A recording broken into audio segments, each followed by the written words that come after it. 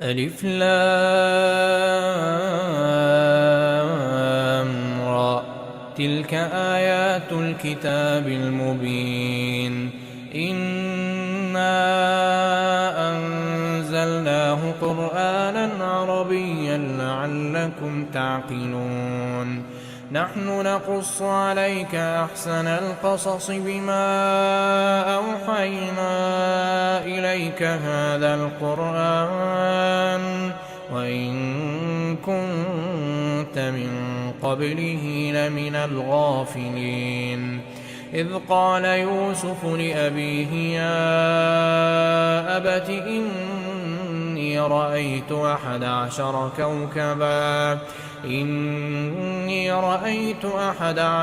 كوكبا والشمس والقمر رأيتهم لي ساجدين. قال يا بني لا تقصص رؤياك على إخوتك فيكيدوا لك كيدا إن الشيطان للإنسان عدو مبين. وكذلك يجتبيك ربك ويعلمك من تأويل الأحاديث ويتم نعمته عليك وعلى آل يعقوب كما أتمها على أبويك من قبل إبراهيم وإسحاق إن ربك عليم حكيم. لقد كان في يوسف وإخوته آيات للسائلين. إذ قالوا ليوسف وأخوه أحب إلى أبينا منا ونحن عصبة إن أبانا لفي ضلال مبين. اقتلوا يوسف أو اطرحوه أرضا يخل لكم وجه أبيكم وتكونوا من بعده قوما صالحين. قال قائل منهم لا تقتلوا يوسف وألقوه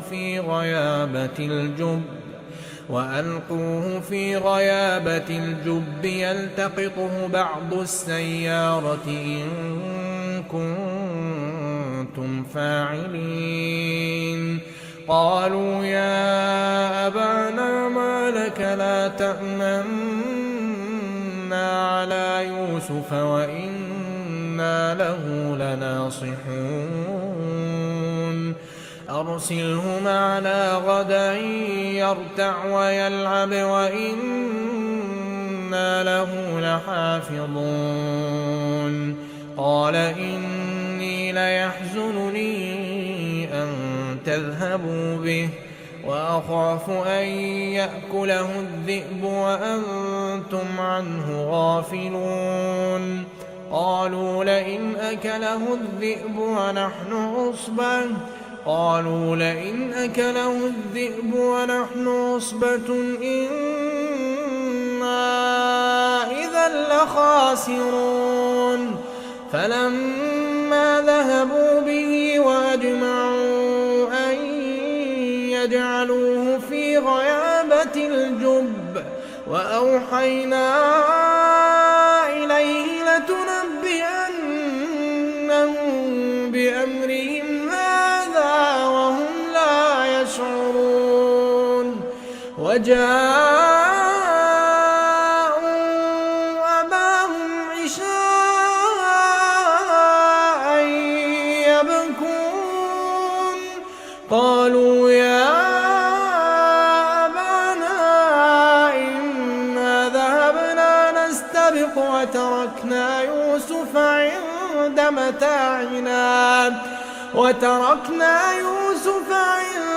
متاعنا فأكله الذئب وما أنت بمؤمن لنا ولو كنا صادقين. وجاءوا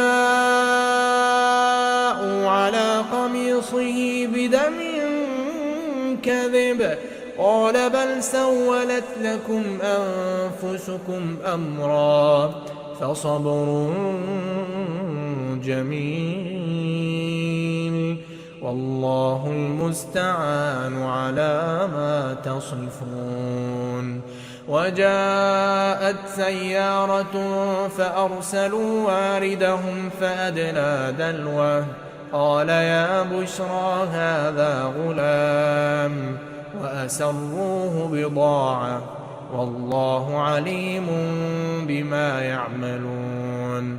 وشروه بثمن بخس دراهم معدودة وكانوا فيه من الزاهدين. وقال الذي اشتراه من مصر لامرأته أكرمي مثواه عسى أن ينفعنا أو نتخذه ولدا وكذلك مكنا ليوسف في الأرض ولنعلمه من تأويل الأحاديث والله غالب على أمره ولكن أكثر الناس لا يعلمون. ولما بلغ أشده آتيناه حكما وعلما وكذلك نجزي المحسنين. وراودته التي هو في بيتها عن نفسه وغلقت الأبواب وقالت هيت لك قال معاذ الله إنه ربي أحسن مثواي إنه لا يفلح الظالمون. ولقد همت به وهم بها لولا أن رأى برهان ربه كذلك لنصرف عنه السوء والفحشاء إنه من عبادنا المخلصين.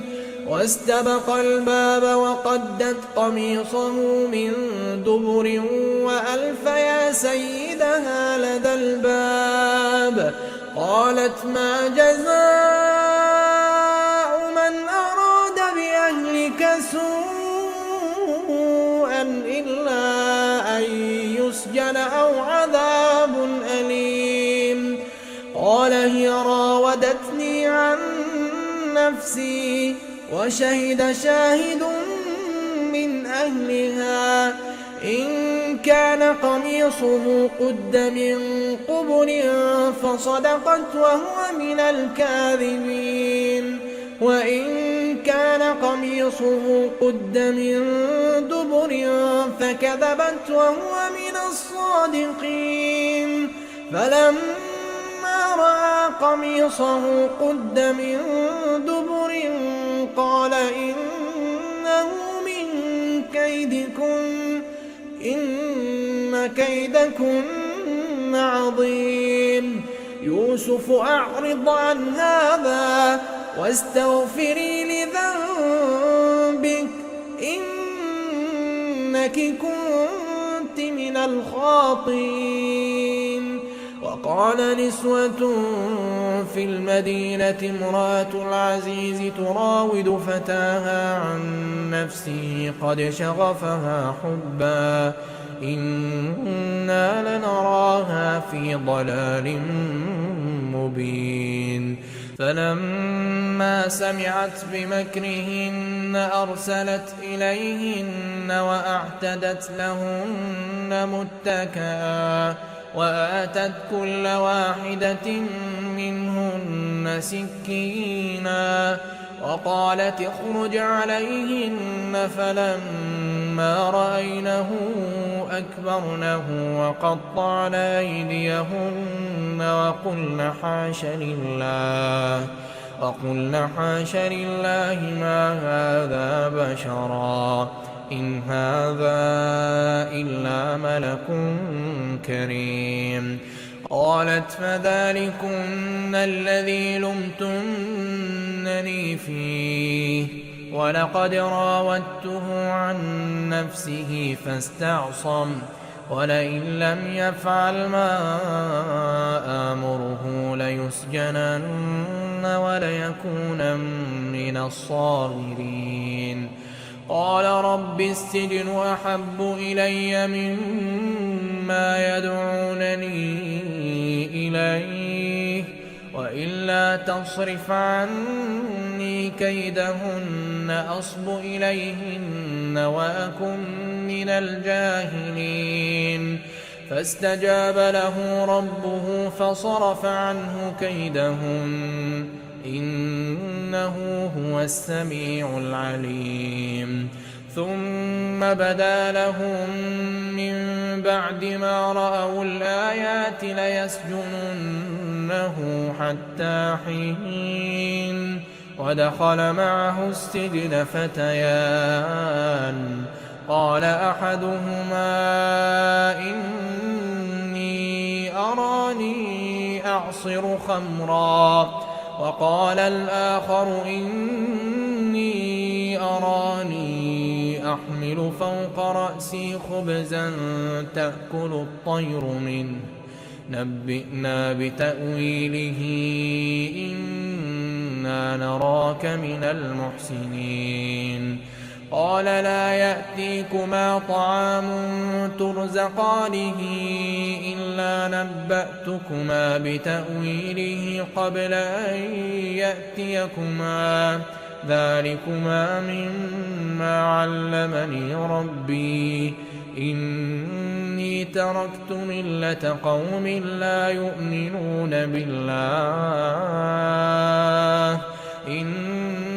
تركت ملة قوم لا يؤمنون بالله وهم بالآخرة هم كافرون. واتبعت ملة آبائي إبراهيم وإسحاق ويعقوب ما كان لنا أن نشرك بالله من شيء ذلك من فضل الله علينا وعلى الناس ولكن أكثر الناس لا يشكرون. يا صاحبي السجن أأرباب متفرقون خير أم الله الواحد القهار ما تعبدون من دونه إلا أسماء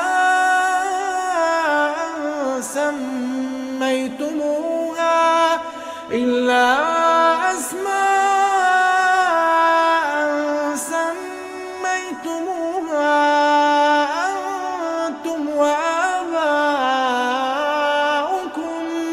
ما أنزل الله بها من سلطان إن الحكم إلا لله أمر أن لا تعبدوا إلا إياه ذلك الدين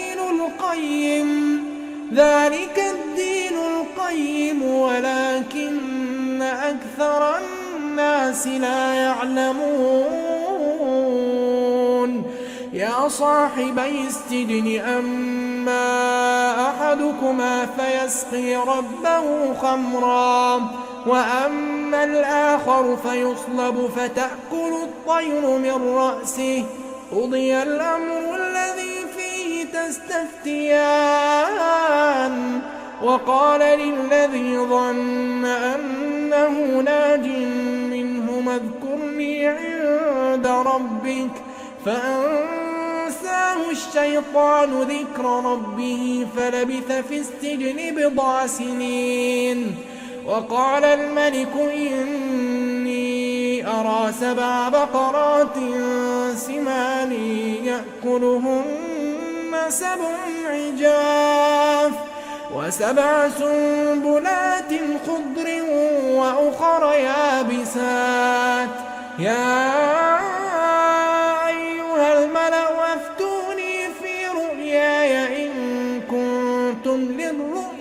يعبرون قالوا أضغاث أحلام وما نحن بتأويل الأحلام بعالمين وقال الذي نجا منهما وادكر بعد أمة أنا أنبئكم بتأويله فأرسلون يوسف أيها الصديق أفتنا في 7 بقرات سمان يأكلهن 7 عجاف و7 سنبلات خضر وأخر يابسات لعلي أرجع إلى الناس لعلهم يعلمون قال تزرعون 7 سنين دأبا فما حصدتم فذروه في سنبله إلا قليلا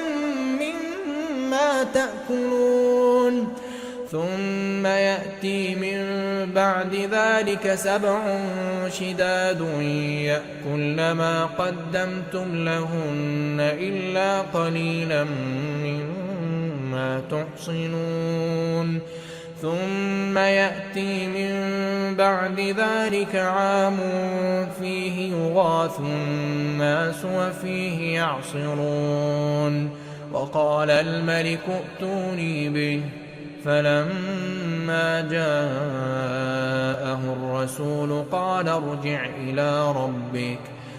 ارجع إلى ربك فاسأله ما بال النسوة اللاتي قطعن أيديهن إن ربي بكيدهن عليم قال ما خطبكن إذ راوتن يوسف عن نفسه قلنا حاش لله ما علمنا عليه من سوء قالت امرأة العزيز الآن حصحص الحق أنا راودته عن نفسه وإنه لمن الصادقين ذلك ليعلم أني لم أخنه بالغيب وأن الله لا يهدي كيد الخائنين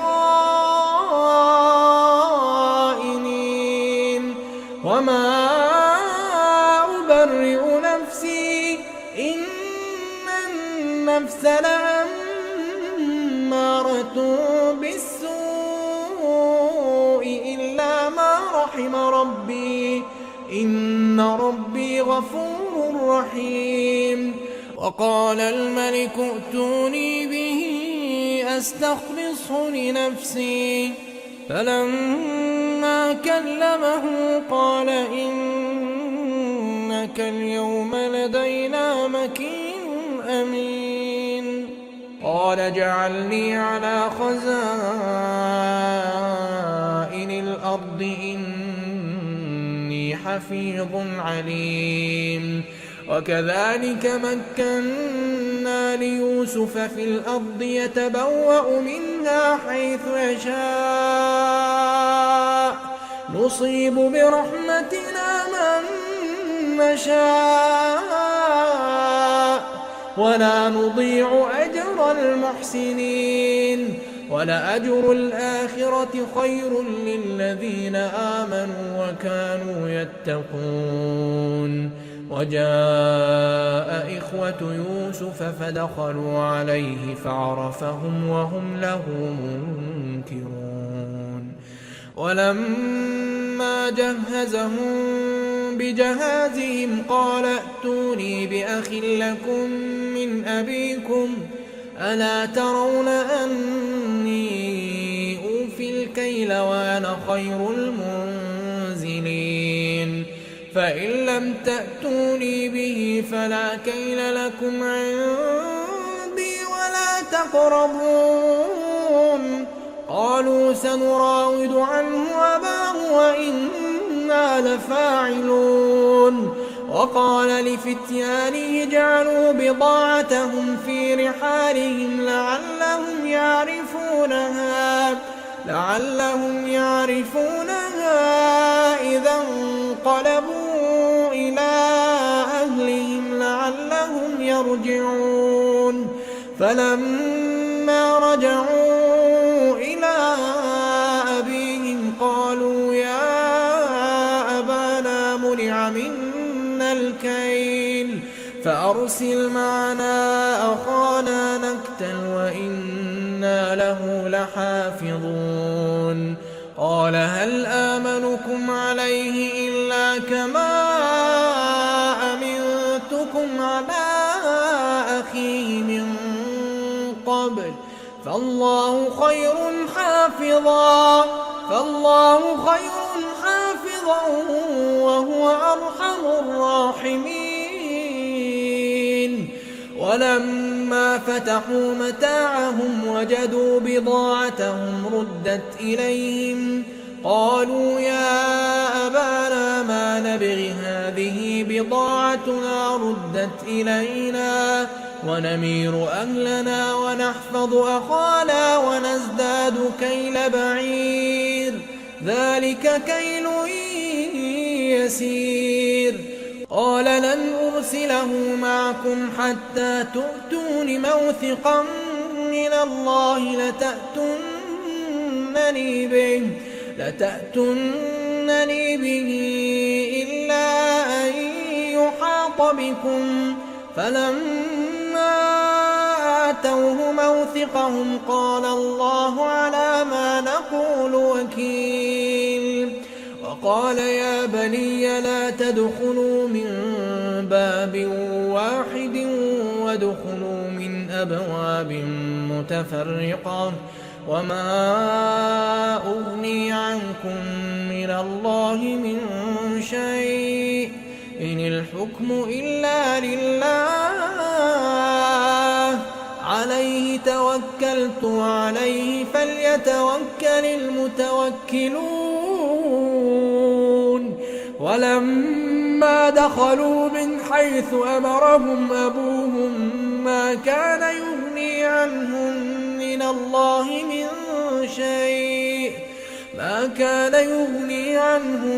من الله من شيء إلا حاجة في نفس يعقوب قضاها وإنه لذو علم لما علمناه ولكن أكثر الناس لا يعلمون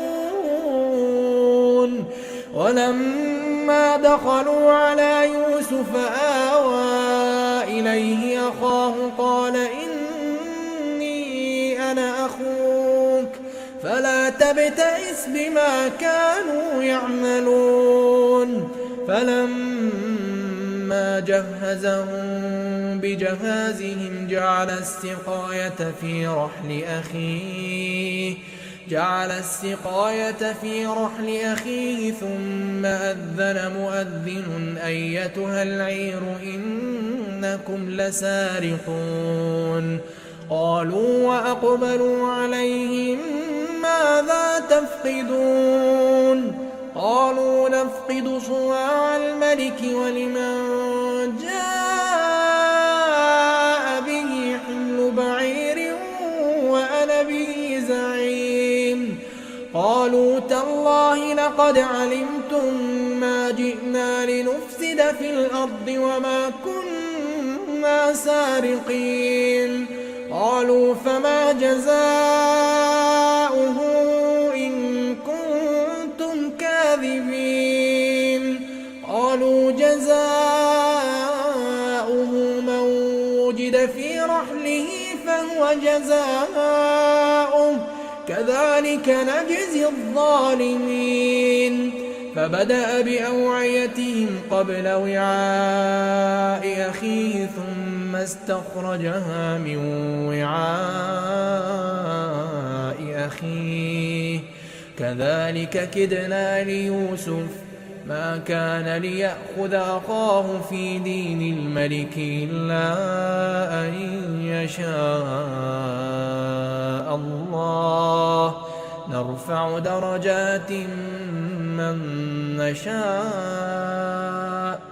وفوق كل ذي علم عليم قالوا إن يسرق فقد سرق أخ له من قبل فأسرها يوسف في نفسه ولم يبدها لهم. قال أنتم شر مكانا والله أعلم بما تصفون. قالوا يا أيها العزيز إن له أبا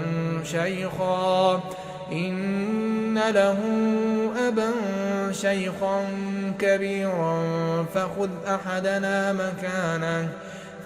أحدنا مكانه إنا نراك من المحسنين. قال معاذ الله أن نأخذ إلا من وجدنا متاعنا عنده إنا إذا لظالمون. فلما استيئسوا منه خلصوا نجيا. قال كبيرهم ألم تعلموا أن أباكم قد أخذ عليكم موثقا من الله ومن قبل ما فرطتم في يوسف فلن أبرح الأرض حتى يأذن لي أبي أو يحكم الله لي وهو خير الحاكمين. ارجعوا إلى أبيكم فقولوا يا أبانا إن ابنك سرق وما شهدنا إلا بما علمنا وما كنا للغيب حافظين. واسأل القرية التي كنا فيها والعير التي أقبلنا فيها وإنا لصادقون. قال بل سولت لكم أنفسكم أمرا فصبر جميل عسى الله أن يأتيني بهم جميعا إنه هو العليم الحكيم. وتولى عنهم وقال يا أسفا على يوسف وابيضت عيناه من الحزن فهو كظيم. قالوا تالله تفتأ تذكر يوسف حتى تكون حرضا أو تكون من الهالكين. قال إنما أشكو بثي وحزني إلى الله. قال إنما أشكو بثي وحزني إلى الله وأعلم من الله ما لا تعلمون. يا بني يذهبوا فتحسسوا من يوسف وأخيه ولا تيأسوا من روح الله إنه لا ييأس من روح الله إلا القوم الكافرون. فلما دخلوا عليه قالوا يا أيها العزيز مسنا وأهلنا الضر وجئنا ببضاعة مزجاة فأوف لنا الكيل وتصدق علينا إن الله يجزي المتصدقين. قال هل علمتم ما فعلتم بيوسف وأخيه إذ أنتم جاهلون. قالوا أئنك لأنت يوسف؟ قال أنا يوسف وهذا أخي قد من الله علينا إنه من يتق ويصبر فإن الله لا يضيع أجر المحسنين. قالوا تالله لقد آثرك الله علينا وإن كنا لخاطئين. قال لا تثريب عليكم اليوم يغفر الله لكم وهو أرحم الراحمين. اذهبوا بقميصي هذا فألقوه على وجه أبي يأت بصيرا وأتوني بأهلكم أجمعين. ولما فصلت العير قال أبوهم إني لأجد ريح يوسف لولا أن تفندون. قالوا تالله إنك لفي ضلالك القديم. فلما أن جاء البشير ألقاه على وجهه فارتد بصيرا قال ألم أقل لكم إني أعلم من الله ما لا تعلمون. قالوا يا أبانا استغفر لنا ذنوبنا إنا كنا خاطئين. قال سوف أستغفر لكم ربي إنه هو الغفور الرحيم.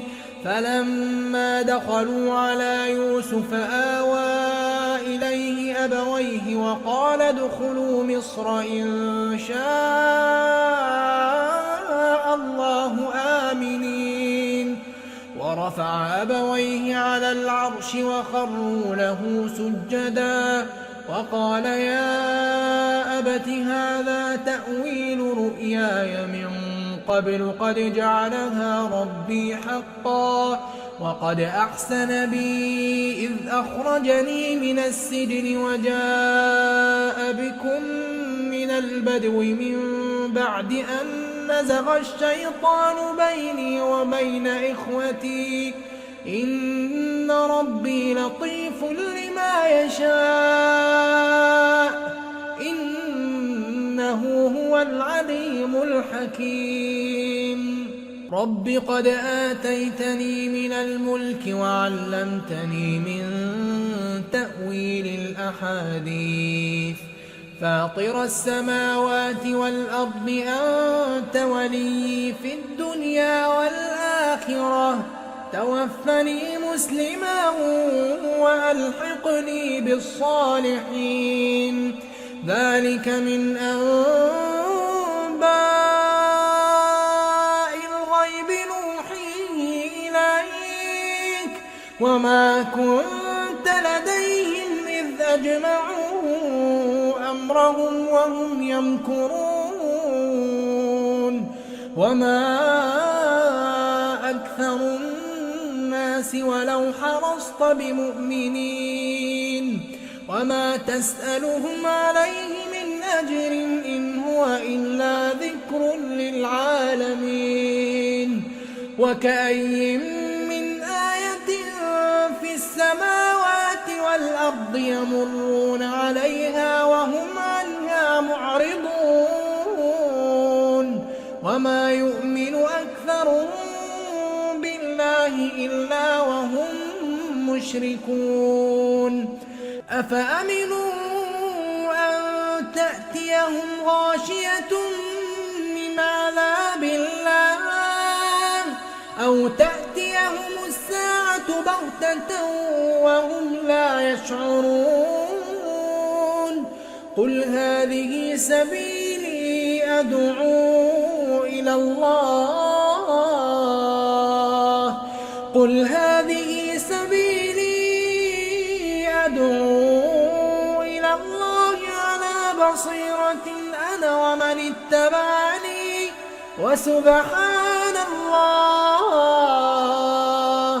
وسبحان الله وما أنا من المشركين.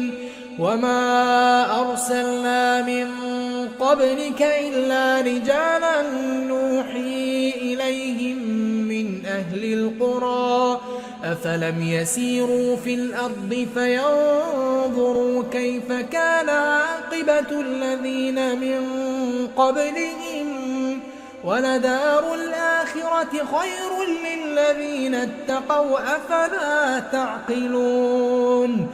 حتى إذا استيأس الرسل وظنوا أنهم قد كذبوا جاءهم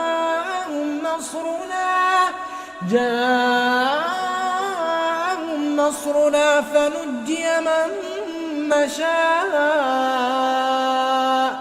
ولا يرد بأسنا عن القوم المجرمين. لقد كان في قصصهم عبرة لأولي الألباب ما كان حديثا